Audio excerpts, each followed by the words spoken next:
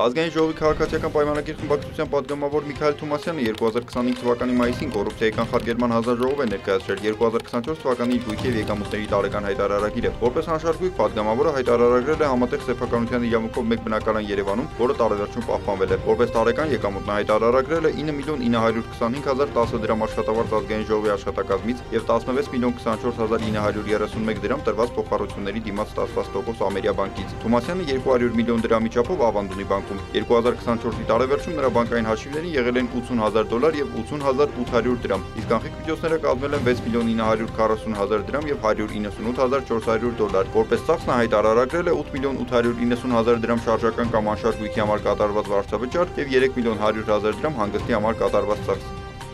Պատգամավորի կինը Տատյանա Մալկովան տարեսկզբում ունեցել է 2010 թվականի արտադրության Porsche մակնիշի ավտոմեքենա, որը տարվա ընթացքում օտարել է։ Որպես տարեկան եկամուտ Մալկովան հայտարարագրել է 2,531,564 դրամ տրված փոխառությունների դիմաց ստացված տոկոս Ֆաստ բանկից և 4,725,000 դրամ գույքը օտարելուց ստացված եկամուտ։ Նա հայտարարագրել է 16 միլիոն դրամ հանձնած փոխառություն X Motors ընկերությունում և $224,600 հանձնած փոխառություն Vertiva ընկերությունում։ Մալկովան 76,500,000 դրամի չափով ավանդ ունի բանկում։ Տարեվերջում նրա բանկային հաշիվներին եղել են $1,441,639 դրամ և $20, իսկ կանխիկ միջոցները կազմել է $52,000։